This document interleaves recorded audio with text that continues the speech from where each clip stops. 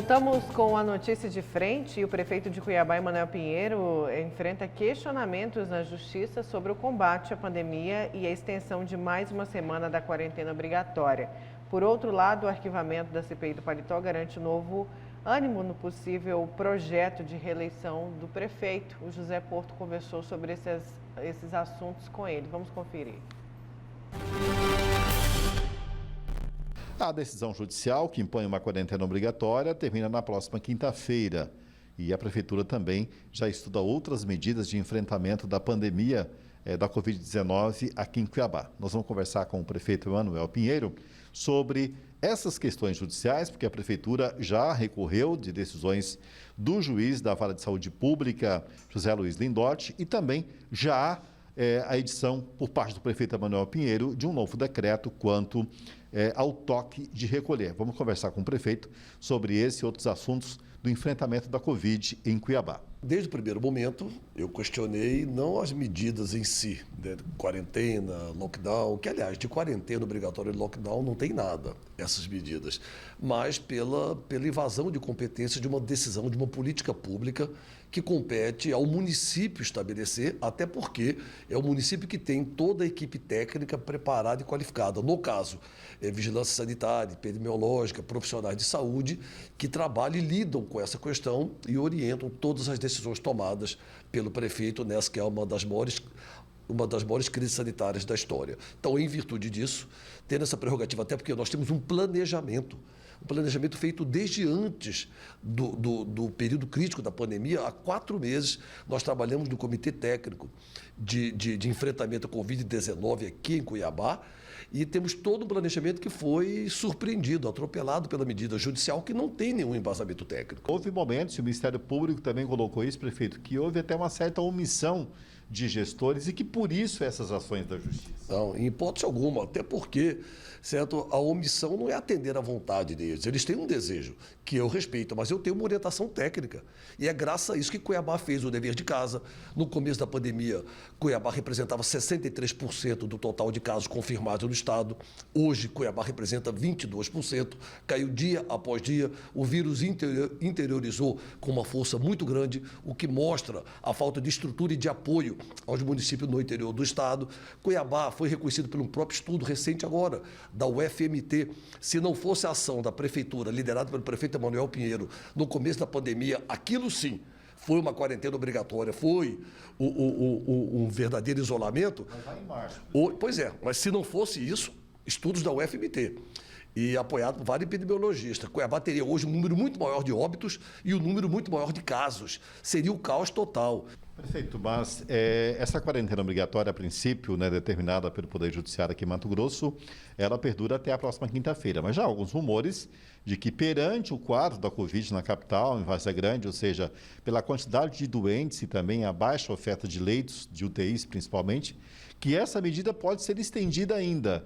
É importante essa análise por parte do STF, ou seja, o senhor acredita ou há esse risco de que teremos mais uma semana, alguns dias de decisão judicial, ou seja, sendo prorrogada mais uma vez? O senhor trabalha com essa hipótese? Porto, o que a gente precisa deixar claro é que não há nenhum conhecimento técnico na decisão judicial. Não se resolve a maior crise sanitária da história do planeta com uma canetada. Se fosse assim, eu baixaria por decreto o fim da pandemia em Cuiabá. Não é isso. São medidas seríssimas do ponto de vista sanitário e epidemiológico, que quem tem a equipe técnica e as informações é o chefe do Poder Executivo Municipal. O juiz não tem, um promotor não tem. Eu respeito a preocupação deles, mas eles tinham que conversar com o prefeito, conversar com o nosso comitê de enfrentamento à Covid-19, apresentar as sugestões e, dentro do conhecimento técnico, dentro dos dados oficiais que temos, tomar as decisões.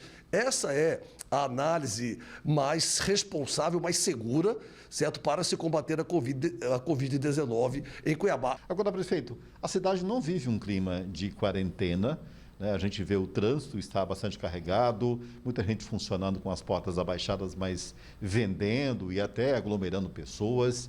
Que medidas que o senhor toma a partir de agora para a gente tentar ainda controlar essa situação, né? Um controle maior da Covid aqui em Cuiabá? Independente da questão judicial, prefeito, o senhor tem novos decretos, tem novas medidas que entram em vigor por exemplo, a questão que tem aí do toque de recolher, isso vai ser renovado?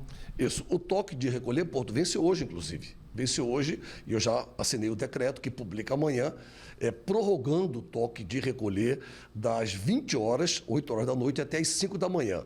De amanhã, 21 de julho, até 3 de agosto. Que dessa forma, a noite cuiabana é muito intensa, né? Então é muito agitada e se relaxa muito nessas horas de lazer. Tem se tornado uma medida muito eficiente, muito eficaz para se conter a propagação da Covid-19 em Cuiabá. Então, essa é uma medida que eu estou anunciando agora, em primeira mão aqui, para vocês. E também, essa semana... Vai ser renovado esse decreto, então, o toque de recolher até quando? Ele vence hoje, então já vai publicar amanhã outro decreto, prorrogando de amanhã, 21 de julho, até 3 de agosto. Certo? Das 20 horas às 5 horas da manhã, o toque de recolher. Além também dos leitos de UTIs, que abrimos semana passada, os 40 leitos, que possibilitou zerar a fila. Na sexta-feira, às 16h30, zerou a fila de UTI para a Covid-19, com a graça de Deus. E também, essa semana, vamos lançar o kit Covid para aqueles casos dos primeiros sintomas. Só quem tiver os primeiros sintomas, certo, vai com prescrição médica e com o paciente aceitando por escrito receber e usar o kit Covid. Nós vamos começar gradativamente. Esta semana eu vou anunciar ainda a distribuição com prescrição médica do kit Covid na rede básica de saúde do município, espalhado por toda a região da cidade, para conter a propagação do vírus naqueles casos que, dos primeiros sintomas, o paciente já procurar a rede básica de saúde. O que o senhor tem para falar para essas pessoas que fazem festa, inclusive, prefeito, de maneira clandestina? Um choque de reflexão. Reflitam. Não adianta cobrar o prefeito, as autoridades, o governador, o presidente da República, e você achar que está tudo bem com você, que nada vai acontecer.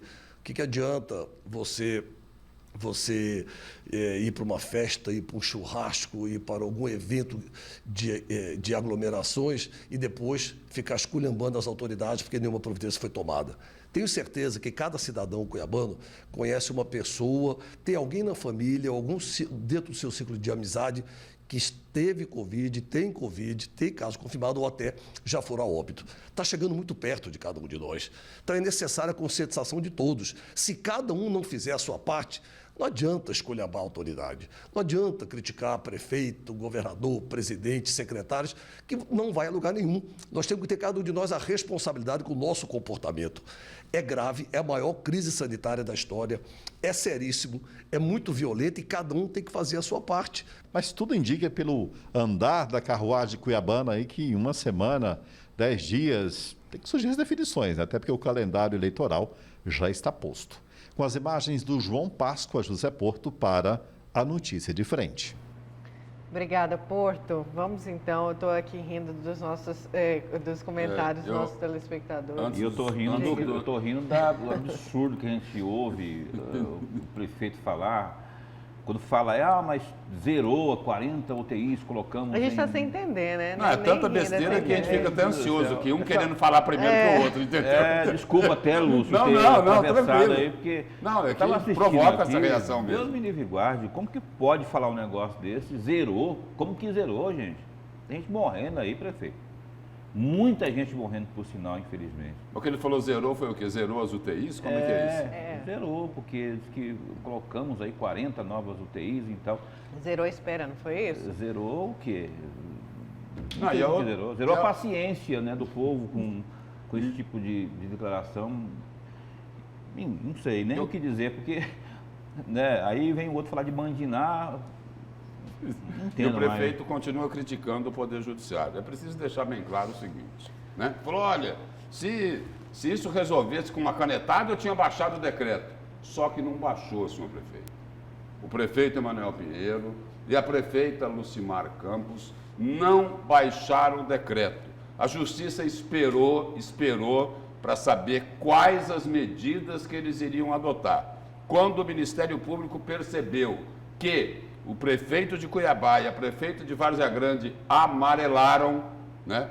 Tinha necessidade era necessário que medidas mais restritivas fossem adotadas. Tudo bem, tem a reclamação do comércio, tem a reclamação da indústria, e aí é o seguinte, aí eu vou dar razão para os empresários. Eles não foram ouvidos pelo Poder Judiciário. Eles fizeram uma proposta de fazer uma reabertura gradual, né, com responsabilidade, e não foram ouvidos. Agora, no caso de Cuiabá e Várzea Grande, a Justiça agiu porque os prefeitos não agiram. Eles não tomaram as medidas que deveriam tomar. Não é isso? E ontem é o seguinte, além da Covid, né, o prefeito na entrevista, numa live dele, ele voltou a falar lá da CPI do Paletó, né? Acusou lá os vereadores da oposição.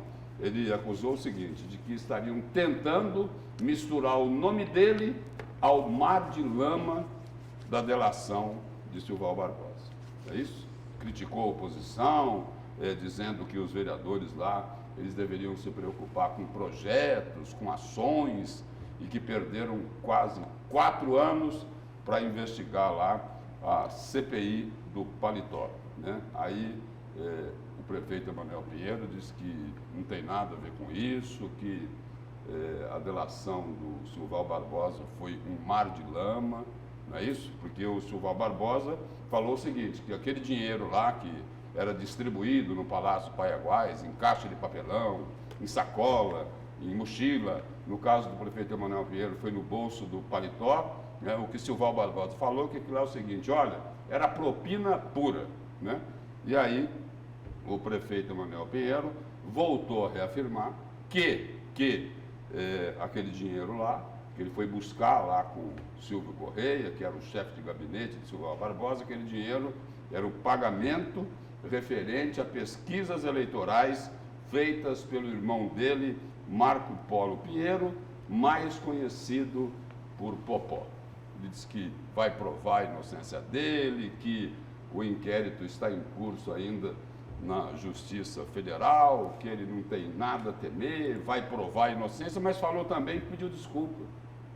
Pediu desculpa. É humilde então, né? Não, seguinte, se ele não tem problema nenhum, né? Ele pediu desculpa para quê? Eu não vi ele pedir desculpa ainda, né? Eu ainda não vi. Agora, o que chama a atenção aí é de que ele critica a oposição por tentar investigar esse caso. Falou, não tinha que investigar, não. Naquela época eu era deputado estadual. Mas aí, não compromete a gestão dele? Olha, o papel do vereador... Aquelas cenas deprimentes do dinheiro no paletó, não compromete? O papel do vereador é fiscalizar. Então, não tem o que apontar dedo para o pessoal da oposição. Tem que investigar, tem que fiscalizar. Infelizmente, quem fez isso foi a minoria ali no parlamento. Os demais, a esmagadora maioria, entendeu que o prefeito não tinha realmente que ser investigado e que isso tem que ser arquivado e bola para frente. E aí, assim, fica aquela história toda, não é? Se é papel de fiscalizar, de investigar e de buscar a verdade, de trazer à tona, né, a explicação, pelo menos a explicação, já que o prefeito não se explica, nunca se explicou e não vai esquece, ele não vai se explicar. Emanuel Pinheiro não vai se explicar, nem se ele for eventualmente candidato à reeleição, eu acho que não será, não teria essa cara de pau de disputar. Agora, daqui a pouco vai acontecer o seguinte, o pessoal vai bater na sua porta, esses 13 aí que votaram pelo arquivamento lá na Câmara, vai bater a sua porta para pedir voto aí. Aí é hora de você chegar assim, ó, meu camarada, fique em casa, porque não tem como você dar continuidade, né, a um parlamento que é omisso àquilo que está acontecendo de podre na nossa política municipal. Ah, mas era deputado, não sei o quê. Era deputado, mas o CPF continua o mesmo. E aí se isso tivesse identificado lá atrás e a punição também, ele nem prefeito seria. E nessa frase que o prefeito Emanuel Pinheiro já disse, reafirmou, né? Voltou a dizer de novo, faz uns 3 anos que ele fala isso, né? Um dia a verdade vai aparecer. Será que a mãe de Nado, Mauro Mendes, não ajuda a resolver isso? Ela já morreu, Será que a mãe de Nado, Mauro Mendes, não pode dizer, olha, a verdade é essa? Só se for do além, porque ela não está mais viva. Vamos para o seu destaque? Por isso que eu falei, a mãe de Nado, Mauro Mendes. Tem gente participando. Antes do intervalo, a gente vai para essas participações. Não, já que o Lúcio chamou, deixa eu ir aqui, Paulo, só quebrar rapidinho um pouquinho o seu destaque. Antes do seu destaque, vamos colocar aqui o pessoal participando justamente disso. Bom dia, me chamo Joair, estou ligado na Notícias de Frente. Dica para o Mauro Mendes, por que não pede para a mãe de Diná prever a vacina? Seria bem melhor. Forte abraço, fique com Deus. Olha, aí tem gente aqui, já volto nessa aqui, ó. Lúcio, se o Mauro Mendes só esqueceu de falar que faz uns 10 anos ou mais que a mãe de Diná morreu. O que eu sei, a filha dela não faz, a filha dela não faz previsão, cada coisa. E tem gente fazendo denúncia. Bom dia, quero fazer uma reclamação. Em tempos de pandemia, aqui no bairro Praeirinho, está nascendo um grilo onde os grileiros põem fogo todos os dias. Está impossível de respirar. Tenho a impressão que as autoridades fazem vista grossa, pois é impossível a respiração nas proximidades. Isso já faz uns 10 dias. A gente vai encaminhar aí para as autoridades sua denúncia, viu? Obrigada pela participação. Paulo, seu destaque. Então, falar aí do decreto do prefeito, que o Porto já abordou na reportagem dele, não é? Que agora, a partir do dia de hoje até 3 de agosto, esse decreto será estendido, né? Passará terá vigor, continuidade na sua validade. Olha só, o que eu acho que está faltando aí, primeiro é provar a eficácia dessas medidas aí.